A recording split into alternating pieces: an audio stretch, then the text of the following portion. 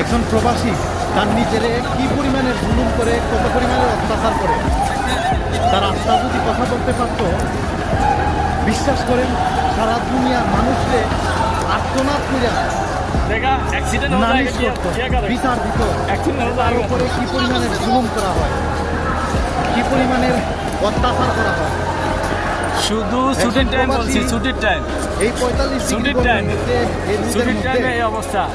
সিঁড়িতে কে পড়ে, কে বাজে, এখানে আইসা যদি তুমি কাজ করো, কার ঠেকবেন ভাঙে, কাজ করা লাগবে না, এগুলা দেখলেই তোমার আত্মা কাঁপে উঠবে, তোমার আত্মা কাঁপে উঠবে। বুঝো নাই, প্রবাসী হওয়াটা আসলে এত সহজ না। একজন প্রবাসী পারে নিজেকে অত্যাচার করতে, নিজের উপরে জুলুম করতে, আর কেউ পারে না। এরকম স্লো স্লো স্লো এটাই স্লো ভাই, প্রবাসী।